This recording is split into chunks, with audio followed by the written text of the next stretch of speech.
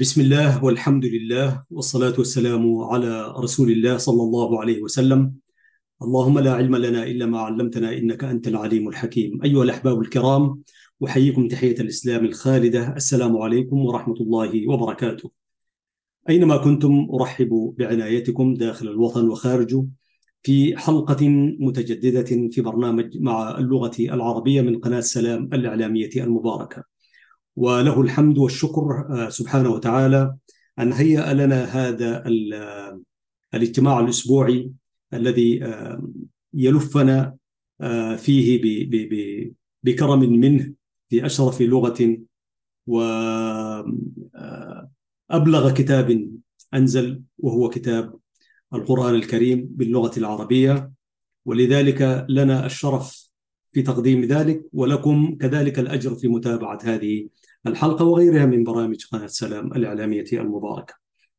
في الحلقة السابقة لعلكم تذكرون مشاهدي الكرام أننا قد فتحنا نافذة على شاعر نشيد إريتريا جارة البحر، وكنت قد وعدتكم مشاهدي الكرام أن ندلف إلى التعريف بشاعر القصيدة.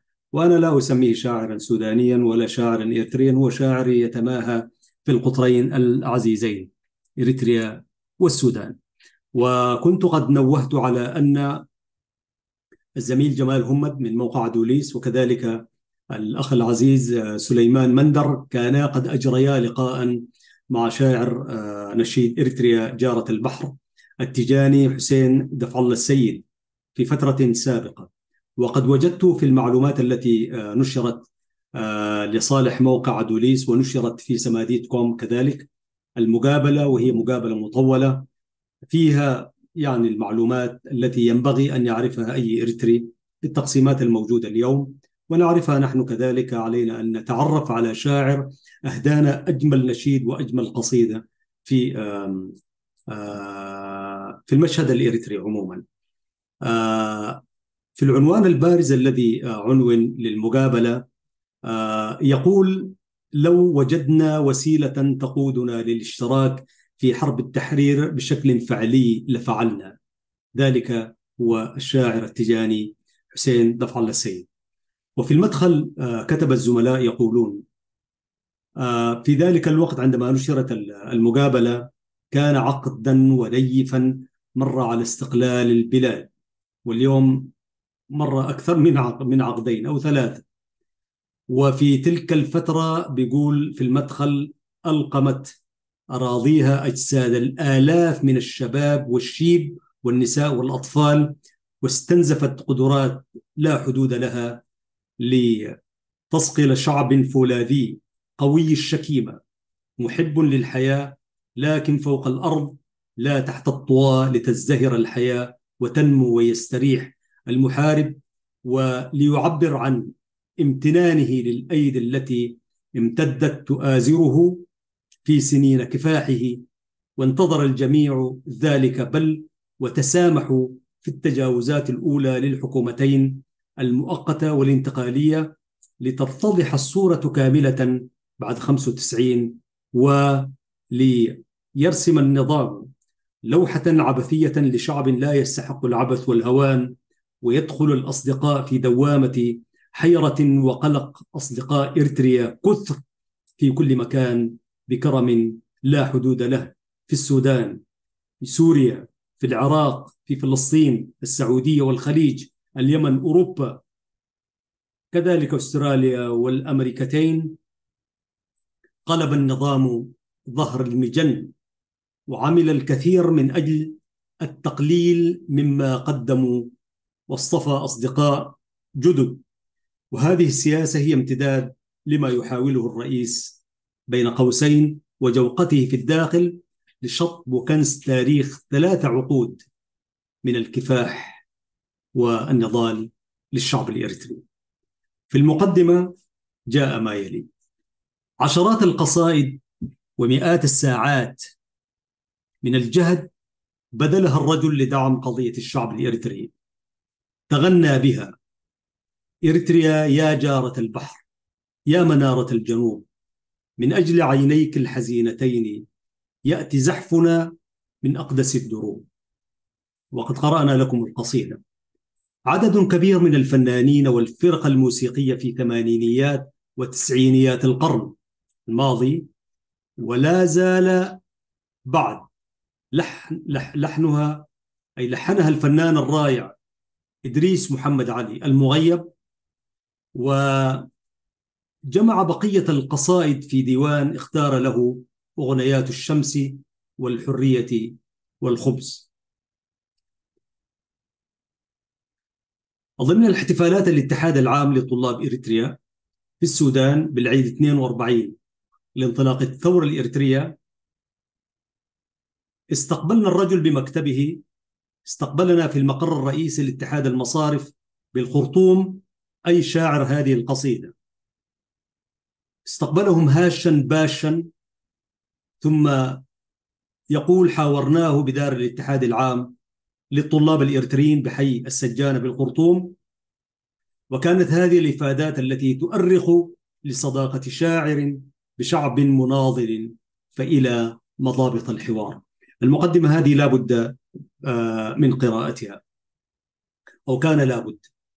السيرة الذاتية للشاعر تقول: التجاني حسين دفع الله السيد، من مواليد 1953، خريج جامعة الخرطوم، كلية الاقتصاد إدارة الأعمال، عمل صحفيا في معظم الصحف السودانية، ثم رئيسا للقسم الاقتصادي بالعديد من الصحف، مديرا للنشر بدار البلد للطباعة والنشر، كان ذلك عام 1998، مديرا للنشر بدار الأشقاء للطباعة والنشر 1999، رئيس تحرير مجلة الأفضل للإعلان سنة 2000، رئيس تحرير كتاب السودان السنوي منذ عام 99 وحتى تاريخ النشر، رئيس تحرير مجلة أعمال بلا حدود منذ العام 2002 وحتى تاريخ نشر المقابلة، رئيس تحرير مجلة المصارف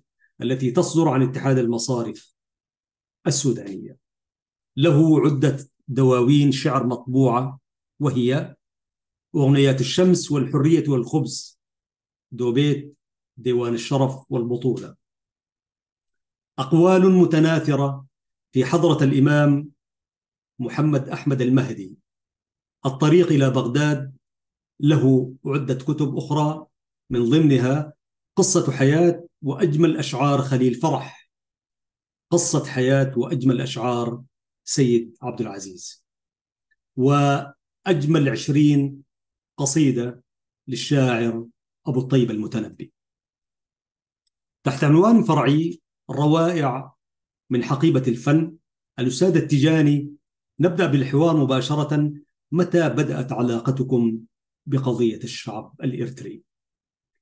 وهو يجيب على هذا السؤال قال: في البداية لي الشرف العظيم أن ألتقي بإخوة من إريتريا الشقيقة للحديث عن القضية الإريترية، وحقيقة بدأت علاقتي بالقضية الإريترية في نهاية الستينيات، وفي حينها كنا طلبة في المرحلة الثانوية، وكانت أعمارنا لا تتعدى 14 أو 15، وكنا نسمع عن نضال الشعب الإريتري ونضال الشعب الفلسطيني، وكان لنا تعاطفا كبيرا مع القضية الإريترية.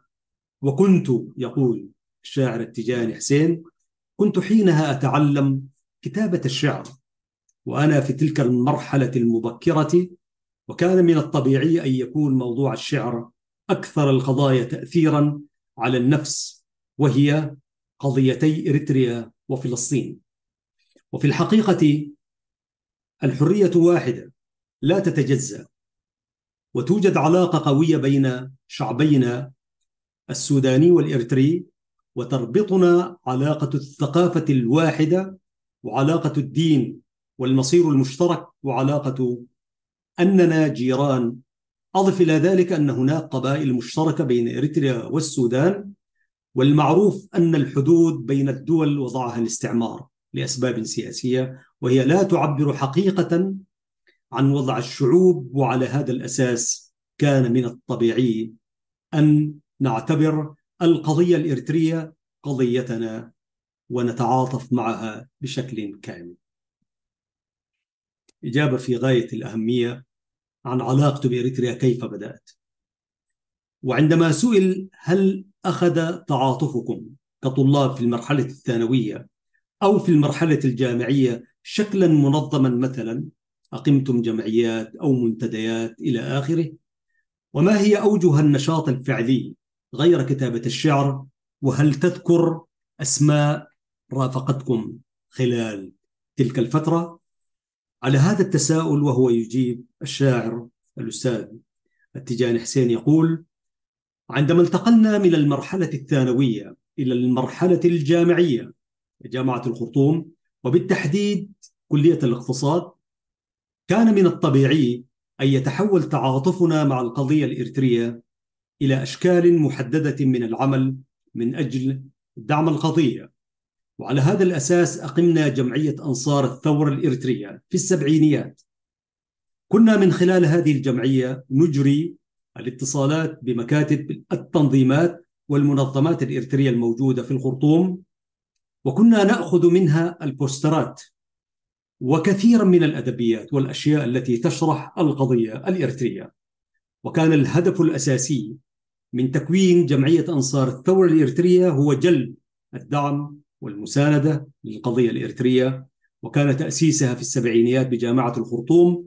وأذكر من الإخوة الذين ساهموا بفعالية في تأسيسها الأستاذ السيد أحمد عباس كلية الاقتصاد، محمد الحسن الطاهر كلية الآداب، محمد محجوب كلية الاقتصاد، مضوي إبراهيم كلية الهندسة، أحمد عبد الوهاب كلية الاقتصاد.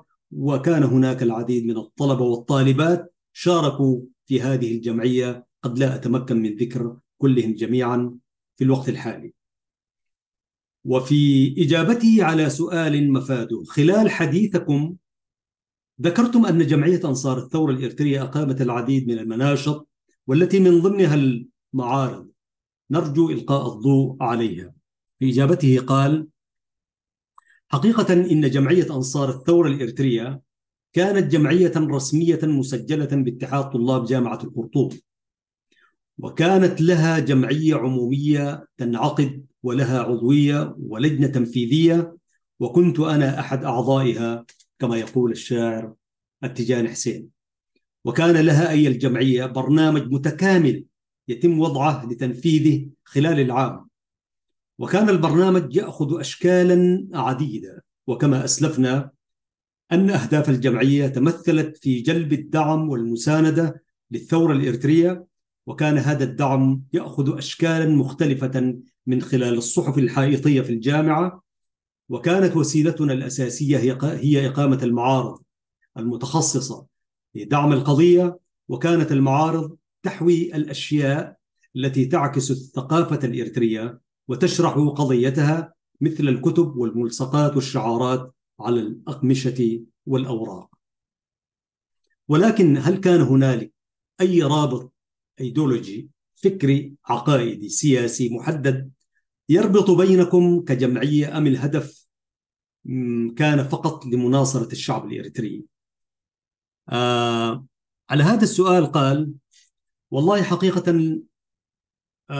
لم تكن هناك أي رابط من تلك الروابط التي ذكرتها أو الذي سئل عنها، لكن الإيمان بقضايا الشعوب ودعمها والتعاطف كان يتطلب نمطا معينا من التفكير الذي يؤمن بالحرية. ونحن كان لنا نظرة خاصة للقضية الإريترية والقضية الفلسطينية، وكنا نرى نحن كشعب في السودان عندنا واجب تجاه إخوتنا في إريتريا وفلسطين، ومن واجبنا أن نقدم كل الدعم والمساندة الممكنة لهاتين القضيتين بصورة خاصة. وعلى هذا الأساس كان اتجاهنا نحن في تكوين جمعية أنصار الثورة الإريترية.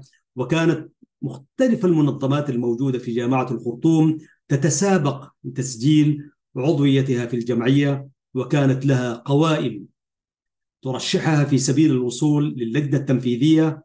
ولكن الشعور العام لكل الناس بمختلف توجهاتهم السياسية والفكرية ورغم المنافسة التي كانت في الانتخابات بهدف الوصول للجنة التنفيذية، إلا أنهم جميعا كانوا يؤيدون بشكل قوي القضية الإريترية.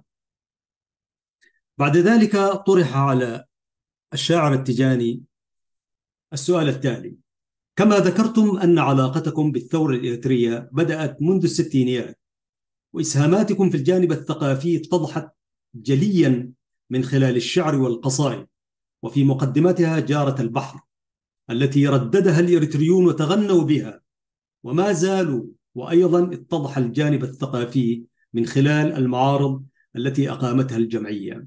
فهل كان للجمعية أي أدوار أخرى أو مواقف عملية تبنتها أو تبنيتموها أنتم شخصيا؟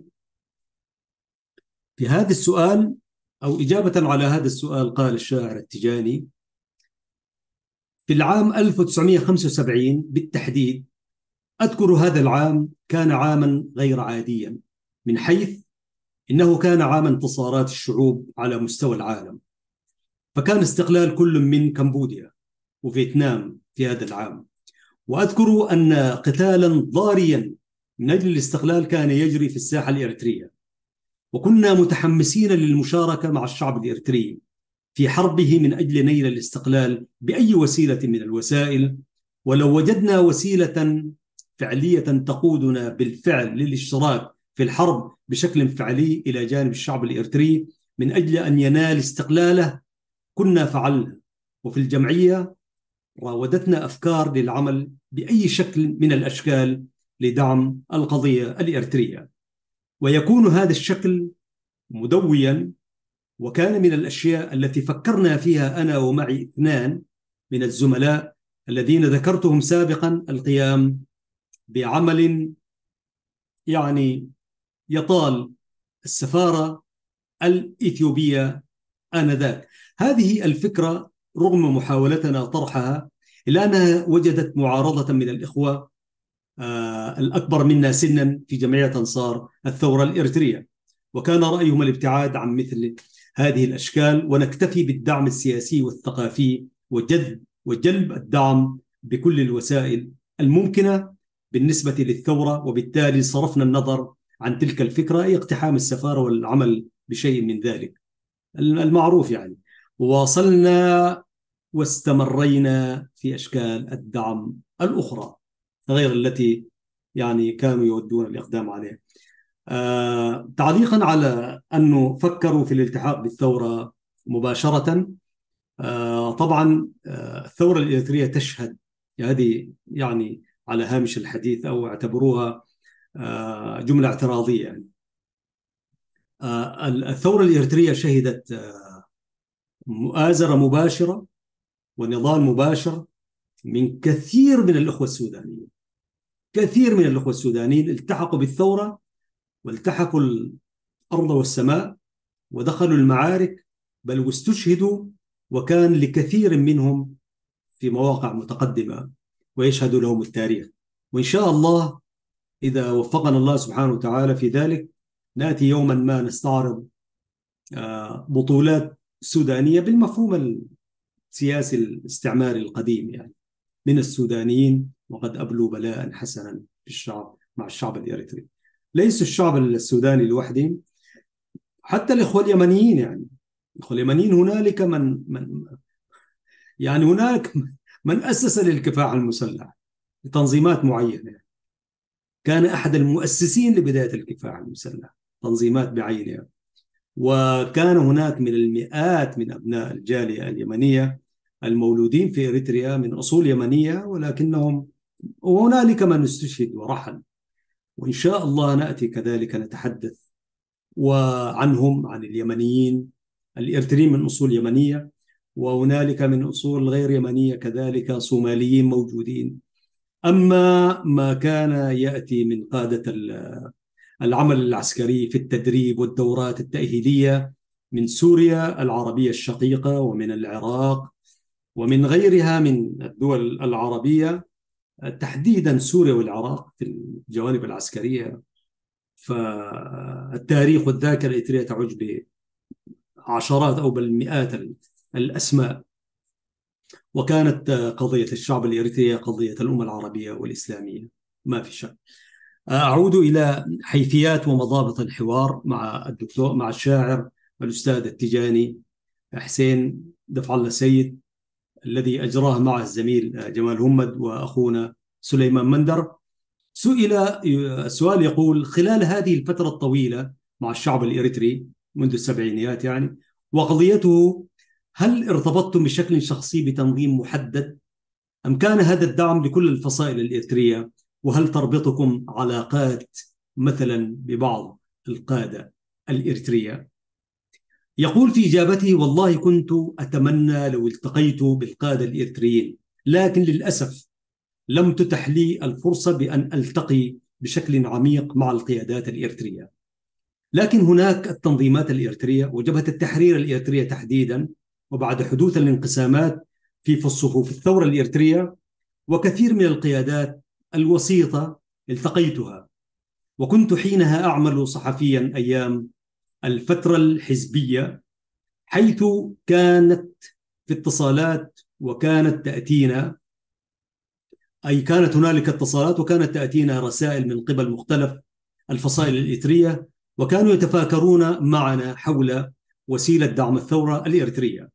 وكنا في تلك الفترة حقيقة نناقش معهم ونطرح عليهم فكرة الوحدة بين الفصائل، ونقول لهم إن الوحدة من نتائجها، سواء إن كانت في الساحة الإريترية أو في الساحة السودانية أو في الساحة العربية والدولية، تجذب المزيد من الدعم والتأييد التأييد الشعبي للفصائل التي تتوحد فيما بينها، وتنعزل الفصائل التي ترفض ذلك، لأن الفصائل التي تتوحد فيما بينها منضوية تحت راية واحدة تمثل تيارات أوسع من الشعب الإريتري بالنسبة للفصائل الرافضة للوحدة مع بقية الفصائل.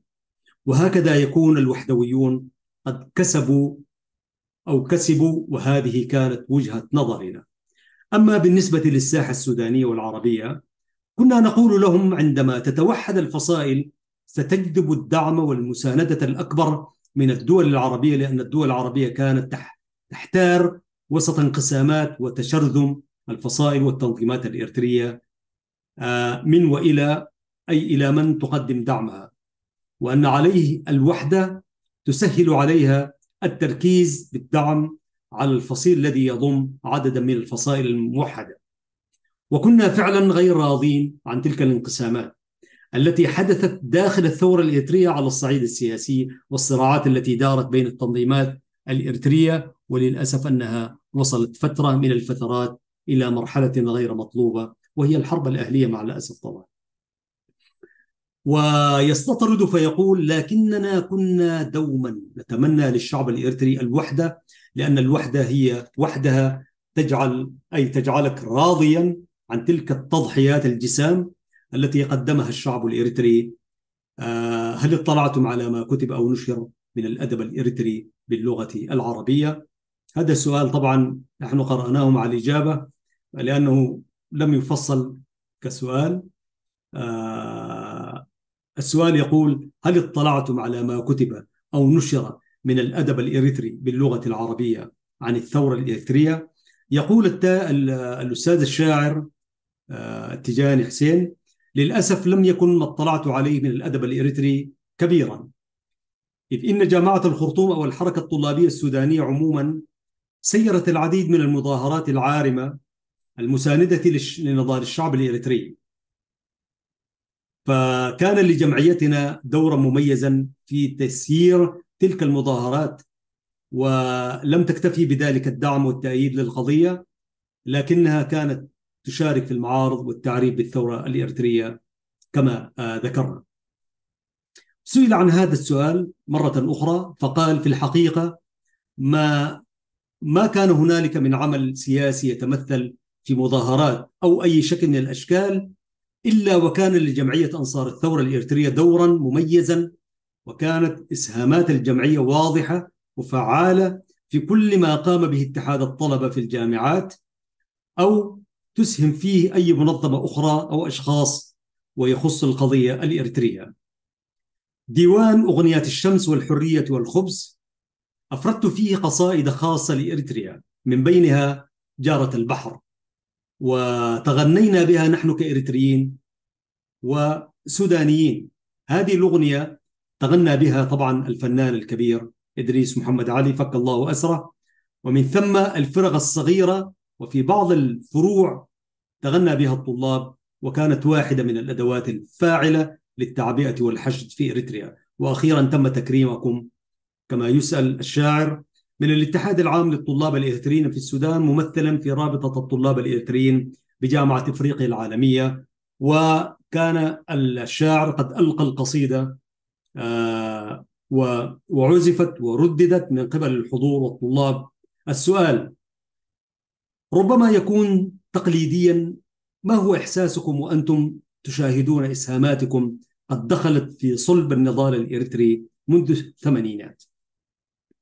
في إجابته قال: حقيقة أنا أقول دوما عن الشعر إنه المجال الوحيد الذي يمنح الحرية، ولا يوجد مكان ولا أحس أنني حر حرية كاملة كما أحسها في الشعر. لذلك عندما أمسك بالقلم أريد أن أشعر شعورا بأنني أعبر عن نفسي تعبيرا كاملا، وأن أكثر الأشياء في النفس هي التي تظهر القضية الإريترية في القلب. ولذلك كان من الطبيعي، وفعلا تمكنت من كتابة العشرات من القصائد عن القضية الفلسطينية والإريترية منذ وقت مبكر، وكان عمرنا حينها يتراوح ما بين 15 إلى 20، أي فترة العشرينيات من العمر، أي فترة الثانوية والجامعة. وكانت فترة القصائد التي كنا نكتبها أي كتابة خصبة، وفترة كتابة مستمرة عن القضية الإريترية. وكان هذا الشعر ينشر بجامعة الخرطوم، وتمكنت في فترة السبعينيات من جمع القصائد التي كتبتها في كراسة، لا أريد أن أسميها ديوان شعر، سميتها سلمى العربية تولد في إريتريا. وكانت هذه الكراسة تحمل عددا من القصائد التي كتبتها عن إريتريا في عام 1978. قمت بتجميع مختلف الأشعار التي كتبتها عن القضيتين الفلسطينية والإريترية في ديوان شعر باسم أغنية الشمس والحرية والخبز. ضمن هذا الديوان في كراسة مفردة لإريتريا تحمل الاسم السالف الذكر سلمى العربية تولد في إريتريا، تحتوي على جملة من القصائد التي كتبت عن إريتريا، ضمنها قصيدة جارة البحر، والتي كتبتها عن القضية الإريترية في السبعينيات لأنها كانت قضية مؤثرة في النفس بشكل كبير. في سؤال قبل الأخير، ألقيتم في برنامج احتفالات سبتمبر الذي أقامته رابطة الطلاب الإريتريين بجامعة إفريقيا العالمية قصيدة بعنوان إريتريا المحررة. هل ضم الديوان هذه القصيدة؟ وبعد أن تحققت الأمنية الأولى وهي استقلال إريتريا في مايو 91، هل تمكنتم من زيارة إريتريا؟ ده سؤال في غاية الأهمية. زيارة إريتريا كانت أمنية بالنسبة لي قبل أن تنال إريتريا استقلالها، وكنا في أي وقت نتحين الفرصة لو أتيحت لنا زيارة إريتريا، وحتى وهي واقعة تحت نير الاستعمار. وكنا على استعداد للذهاب للميدان للوقوف مع إخوتنا المقاتلين، وأن نقدم لهم كل ما يتطلب منا من القضية الإريترية. ولكن للأسف الشديد لم نتمكن من زيارة إريتريا إبان الكفاح المسلح، ولم تتح لنا الزيارة حتى بعد الاستقلال. وكان من واجبنا أن نزور إريتريا، وفرحتنا بالاستقلال كانت كبيرة ولا توصف، وكنا نتمنى أن تتاح لنا الفرصة لزيارة إريتريا. وقصيدة إريتريا المحررة جاءت كتعبير على أنه لم تتح لنا الفرصة لزيارة إريتريا. وآخر القصيدة أي في المقطع الأخير منها ورد: برغم ما كتبته في هواك وما سكبت من مدامعي نزفته دما في رباك، وما يغور في الفؤاد من محبة فداك. أظل خلف هذه الحدود لا أراك، أقفز في الهواء خلف ظلمة الجدار كي أراك. لا أراك فارتمي على الرمال عاشقا متيما يموت من محبة فداك ولا يراك. ولا زلت أتوق ليوم أرى فيه أسمر وكرن مصوع، أغردات من دفر وصنعاء وكل المدن التي وردت في الديوان. سبحان الله. لم يزر إريتريا حتى نشر تلك، وأعتقد أنه لم يزر، لكن أجريت معه في التلفزيون الإريتري مقابلة كما أشرت هنا. صلاح الدين حسين علي، هل كانت داخل إريتريا أم خارج إريتريا؟ بعد أن خرجنا منها مكرهين كأني شاهدت مقابلة واحسب أنها خارج إريتريا. نعود إلى آخر سؤال في ختام هذا اللقاء، وربما سؤالنا تقليديا آخر. يقول الزميل جمال وأخونا سليمان: بعد هذا المشوار الطويل من الإبداع الذي رافق مسيرة النضال الإريتري، وفي هذا الوقت من تاريخ الشعب الإريتري، ماذا تريد أن تقول لهذا الشعب الذي صادقته لسنوات طويلة؟ يقول: أريد أن أقول شيئين هامين، أحدهما شخصي والآخر عام.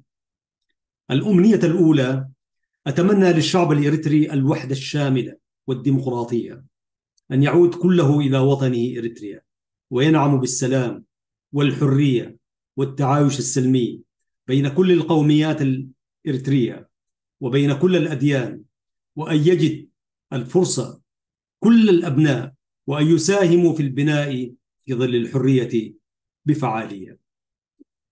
أما الأمنية الثانية وهي أمنية شخصية، وهي أن أجد الفرصة أن أقضي بقية عمري مقسوما بين السودان وإريتريا، وأتمنى أن أقضي شهورا من السنة في إريتريا وشهورا في السودان، وأن أساهم في المرحلة القادمة وأقدم لإريتريا بنفس القدر الذي أقدمه للسودان، ذلك لأن حبي لإريتريا لم يكن أقل من حبي للسودان، واستعدادي للنضال والتضحية من أجل إريتريا لم يكن أقل من نضالي من أجل السودان. هذا ما أتمناه، والسلام عليكم وشكرا. الأستاذ الشاعر التجاني حسين ضفع الله السيد، شاعر إريتريا جارة البحر، في حوار أجراه معه الزميل جمال همد والأستاذ سليمان مندر، نشر في موقع دوليس وتم نشره في موقع سماديد كوم. نحن في قناة سلامة الإعلامية المباركة استعرضنا المقابلة على الرغم من قدمها، فقط أولا اعترافا بدور الشاعر وعرفانا بجميله وحبه لإريتريا وتقديرا لدور الشعر وحبه العميق لإريتريا وأمنياته التي استمعتم إليها. هذا من ناحية، ومن ناحية أخرى برضو الحديث وللتوثيق، ولنا الشرف في ذلك. لحظات مشاهدي الكرام، نعود ونكمل معكم ما تبقى من حديث، ولكن لا بد من الشكر للشاعر السوداني الإريتري التجاني حسين دفع الله السيد، كذلك الشكر للزميل جمال والأخ سليمان مندر. هذه قناة سلامة الإعلامية المباركة.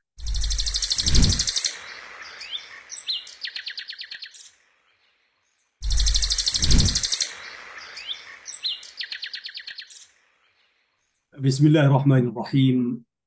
المشاهدون الكرام، ها نحن قد عدنا إليكم بحمده تعالى لنكمل معكم ما تبقى من دقائق هذه الحلقة، وهي قرابة 18 أو 19 دقيقة بحوله تعالى.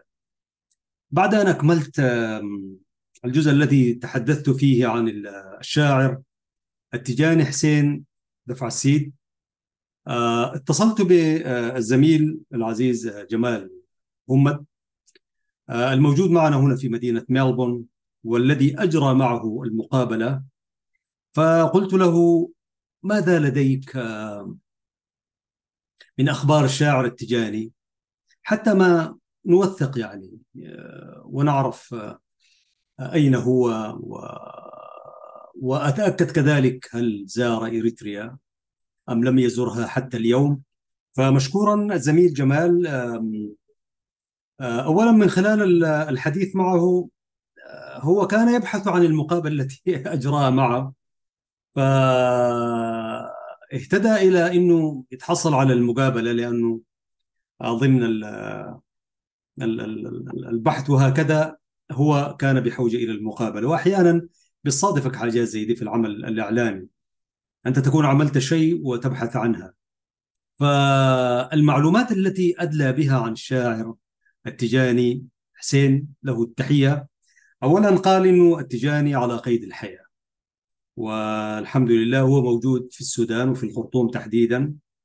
وقال، والذي أكده أنه قال أن الشاعر التجاني لم يزر إريتريا حتى تاريخ، بل هو له موقف مما شهدته إريتريا بعد العام 91، ولذلك لم نتعرف عليه نحن الذين كنا في الداخل. وأخونا جمال برضو كان معنا في الداخل لكنه خرج قبلنا بسنوات طويلة يعني.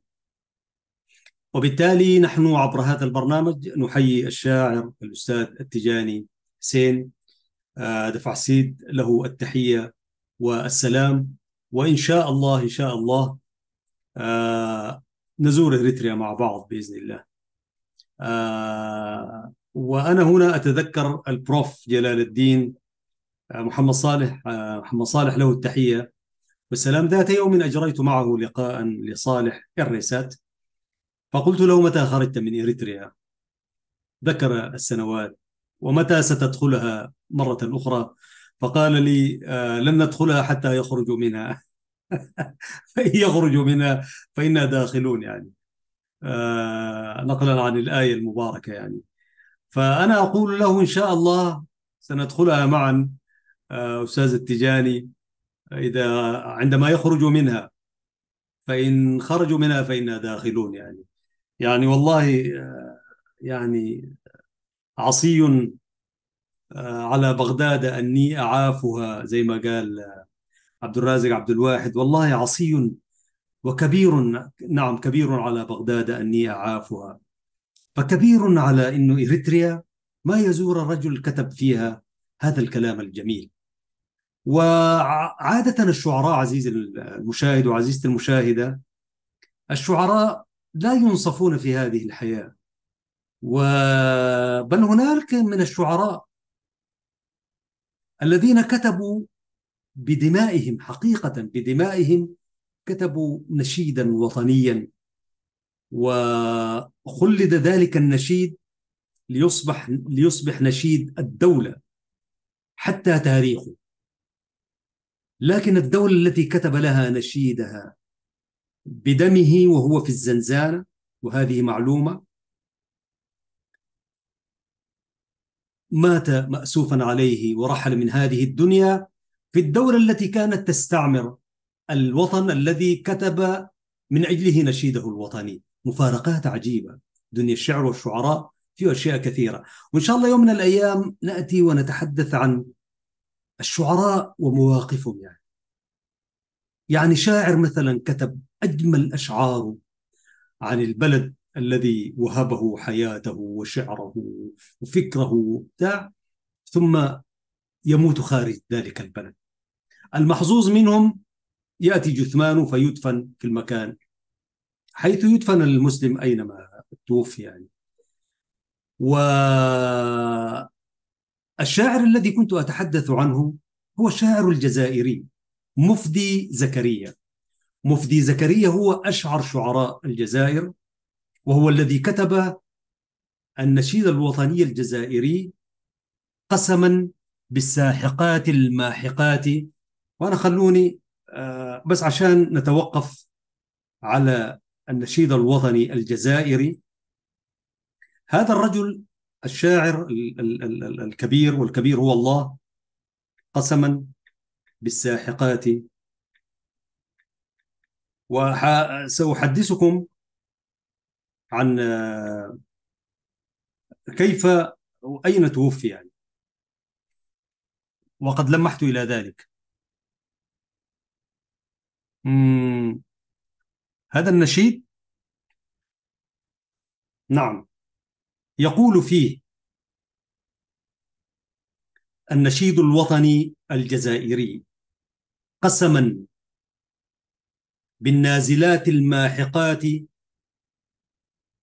والدماء الزاكيات الطاهرات والبنود اللامعات الخافقات في الجبال الشامخات الشاهقات، نحن ثرنا فحياة أو مماتا وعقدنا العزم أن تحيا الجزائر، فاشهدوا فاشهدوا فاشهدوا.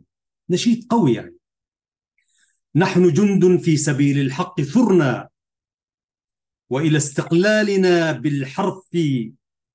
عفوا بالحرب قمنا. نحن جند نحن جند في سبيل الحق ثرنا، وإلى استقلالنا بالحرب قمنا. لم يكن يصغي لنا لما نطقنا، فاتخذنا رنة البارود وزنا، وعزفنا نغمة الرشاش لحنا، وعقدنا العزم أن تحيا الجزائر، فاشهدوا فاشهدوا فاشهدوا. يا فرنسا، يا فرنسا، قد مضى وقت العتاب، وطويناه كما يطوى الكتاب. يا فرنسا، إن ذا يوم الحساب، فاستعدي وخذي منا الجواب. إن في ثورتنا فصل الخطاب، وعقدنا العزم أن تحيا الجزائر، فاشهدوا فاشهدوا. نحن من أبطالنا ندفع جندا، وعلى أشلائنا نصنع مجدا، وعلى أرواحنا نصعد خلدا، وعلى هاماتنا نرفع بندا.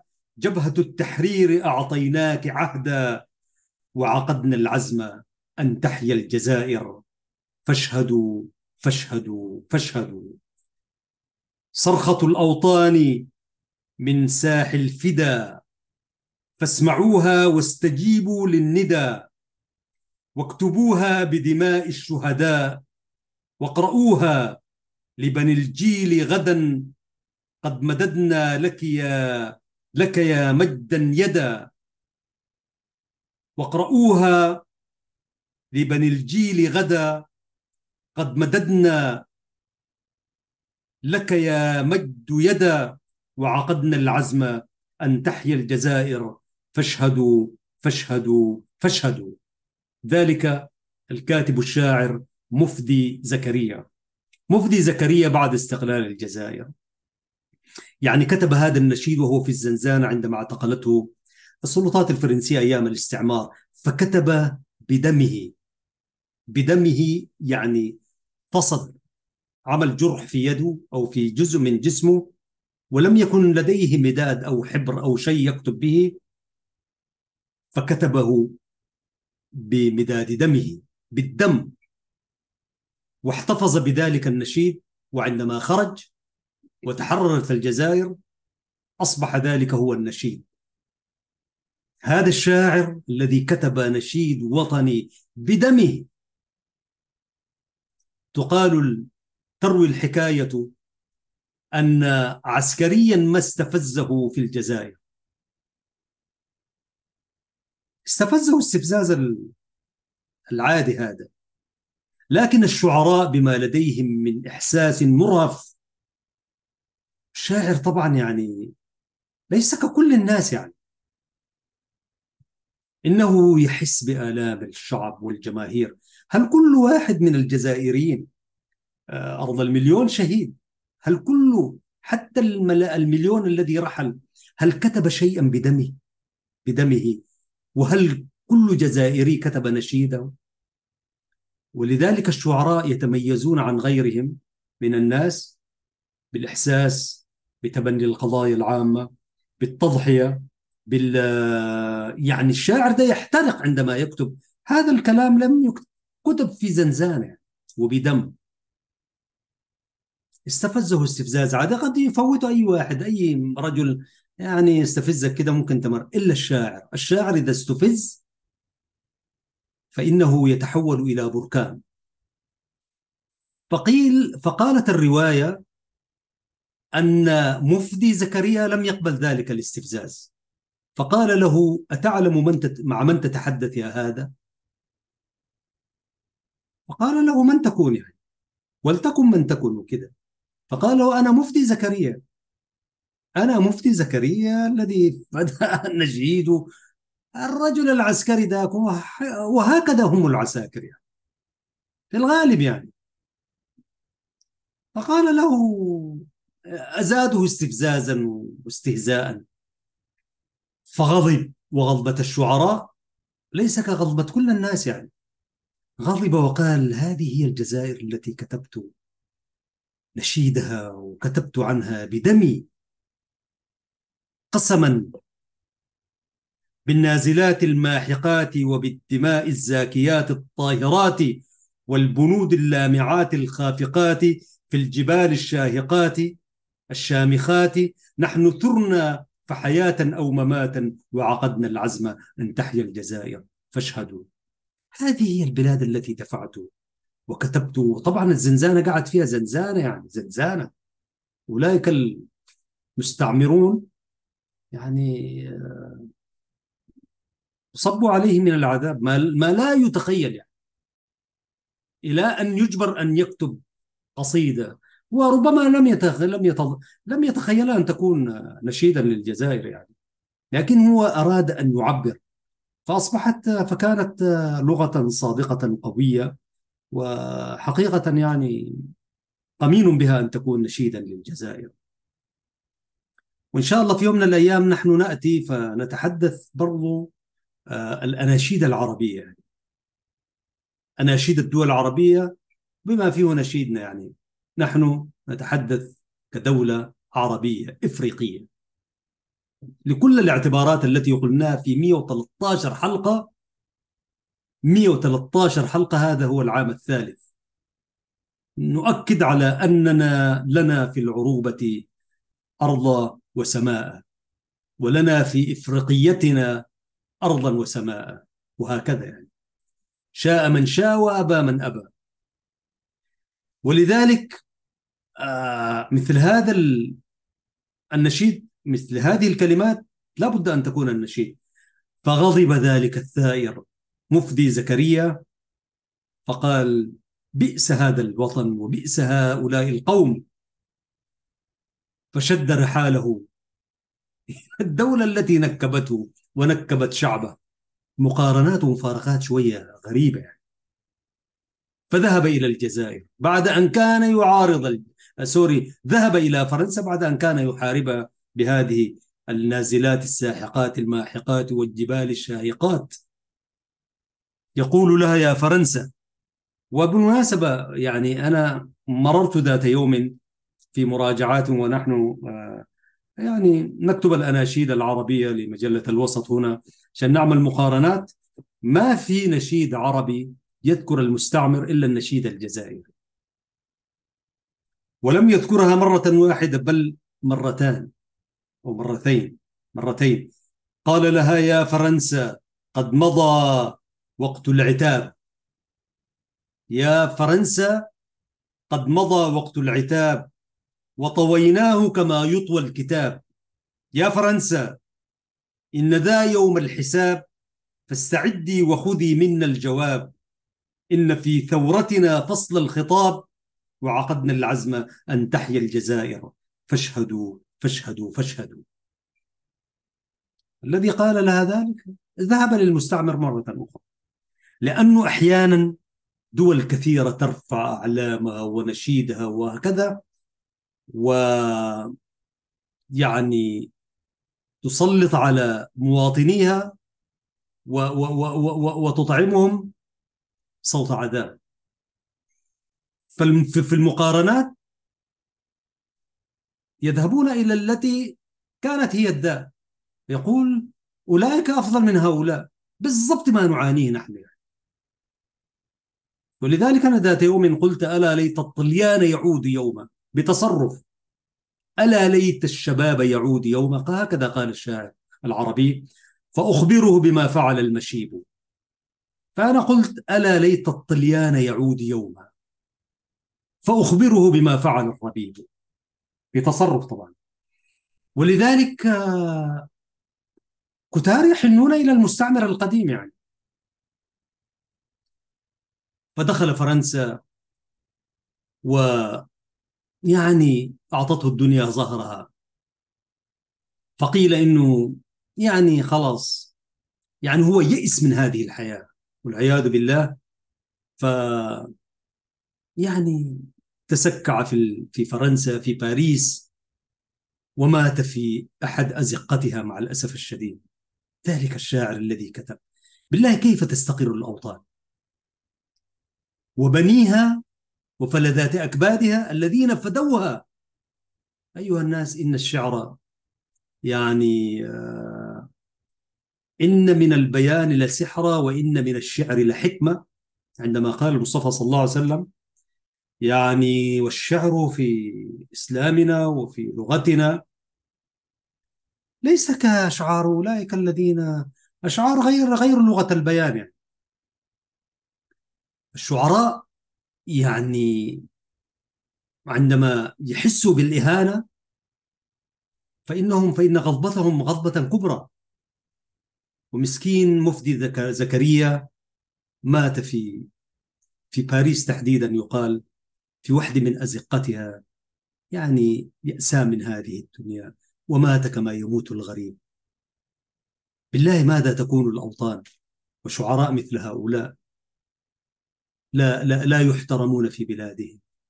وكم هي إريتريا، وكم من الشعراء إريتريا لفظتهم، وكم من الشعراء إريتريا قبرتهم يعني، مع الأسف الشديد، في الفترة بعد 91. ولذلك الكلام ده جابه شنو؟ إنه شاعرنا التجاني حسين دفع السيد يعني كان ينبغي أن يزور إريتريا لما كتبه يعني. ولذلك هذا هو حظ الشعراء. كثير من الشعراء، نحن لو قلبنا شعراء تنكرت لهم أوطانهم، تحت هذا العنوان يمكن أن نعمل برنامج: شعراء تنكرت لهم أوطانهم. وده واحد منهم مفدي زكريا، ونعم، وشاعرنا طبعا التجاني. ومفدي زكريا أنا الحقيقة تعرفت على شعره و... وقصة حياته على خلفية زيارتي للجزائر عام 2012، وأنا إذ ذاك في جامعة الدول العربية في قطاع الإعلام والاتصال. فكنت ضمن الفريق الذي ذهب إلى الجزائر بطائرة رئاسية لمراقبة وملاحظة الانتخابات الشعبية والبرلمانية في الجزائر. هم الجزائريين وناس المغاربة ديل كلهم المغرب العربي ما يقولوا مراقبة، لأن المراقبة بيشوفوها هنا فيقولون ملاحظة، أن تلاحظ الجزائر، أن تلاحظ الانتخابات، ليس لك سلطة. فكان مجموعة الدول الموجودة في جامعة الدول العربية غير الجزائر، فمشينا 100 وكم واحد كده ضمن الوفد من الجامعة العربية لملاحظة ومراقبة الانتخابات. فكان حظي في مدينة جلفة، أعتقد هي شمال الجزائر، يبدو لي كده إذا ما أنا غلطان. وكانت رحلة طويلة 4 ساعات وشيء، أنا استغربت يعني من القاهرة إلى الجزائر.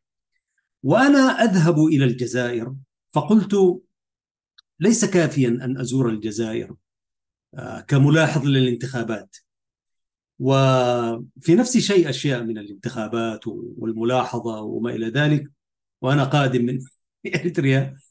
فقلت لا بد أن أذهب إلى الجزائر كشاعر كذلك. فكتبت قصيدة أعتز بها، إن شاء الله يوم كذا نجي نقراها، لك يا جزائر، عنوانها هكذا: حيتك يا طير المقنين خواطر، وكستك عقدا طوقهن أزاهر، وسقتك من ربع الحبيب غمامة، غمامة ملأى بألوان الطيوب جواهر. فوالله سكبت فيها شيء من الصدق والحنين. فأقول فيها كذلك: ولقد ذكرتك والتذكر بدعة، في عرف من يهوى السهى ويسامر. أنا إن شدوت فلن أكون مغاليا، حلم تحقق أن يزورك شاعر. هبط الشريف مبهرجا بعبيره، يزهي أزاهر حبه ويغامر. آه لك يا جزائر في القلوب جزائر، أقبلنهن إليك أنت جواهر. يعني لك يا منازل في القلوب منازل. جدا المتنبي علمنا هكذا يعني. فقلت لها: لك يا جزائر في القلوب جزائر، أقبلنهن إليك أنت جواهر، أقبلنا إليك الدول العربية أنت جواهر. كانت من أجمل الأشعار وأعتز بها جدا. فقرأتها في إذاعة الجزائر، فالذي كان بجواري قال لي: ذكرتني بشاعر الجزائر مفدي زكريا. منذ ذلك الوقت انتبهت أنا لمفدي زكريا، وقرأت له طبعا قبل أن أذهب، لكن بعدين بحثت عنه وهكذا. فمفدي زكريا له الرحمة كان من أولئك الشعراء، والشاعر كذلك التجاني من أولئك الشعراء، وشعراء كثر تنكرت لهم أوطانهم، سواء كان التي ولدوا فيها أو أحبوها فتعلقوا بها تعلقا كبيرا. وزي ما قلت يعني العقاد قال في قصيدته المشهورة: شذا زهر ولا زهر، فأين الظل والنهر، ربيع رياضنا ولا أمن أعطافك النشر. وتغنى بها الكابلي رحمة الله عليه. فبيقول: خذوا دنياكم هذه فدنياواتنا كثر. شعراء دنياواتهم كثر، أنت تنتمي إلى هذا الوطن وإلى ذاك الوطن وبتاع، والشعراء ليس لهم أوطان أصلا يعني. يعيشون في هذه الدنيا كرسل للسلام، وفي نفس الوقت سفراء للخير والصلاح والإنسانية. رحم الله الشاعر مفدي الجزائر، مفدي زكريا شاعر الجزائر. وأمد الله في عمر أستاذنا التجاني حسين. وأنا كنت داير أقرأ لكم مقطع شعري، ولكن الشيء بالشيء يذكر، فأخذنا تلك الدقائق، وأرجو أن أكون قد وفقنا في تقديم ما يمكن تقديمه إن شاء الله. أيها الإخوة والأخوات، أشكر لكم حسن الإصغاء والمتابعة لبرنامج مع اللغة العربية من قناة سلام الإعلامية المباركة. هذا البرنامج الذي يأتيكم أسبوعيا من قناتنا، وأرجو أن تكونوا معنا دوما في أمن وسلام ومحبة. يقول الله سبحانه وتعالى في محكم تنزيله: لسان الذي يلحدون إليه أعجمي، وهذا لسان عربي مبين. صدق الله العظيم. برنامج مع اللغة العربية يعده ويقدمه محدثكم أحمد شريف. تحياتي وتحيات الزملاء في الإشراف وفي الإخراج وفي المونتاج الذين يخرجون هذا البرنامج بهذا الشكل الذي ترونه. شكرا لكم وشكرا لهم، والشكر لله أولا من قبل ومن بعد. السلام عليكم ورحمة الله تعالى وبركاته.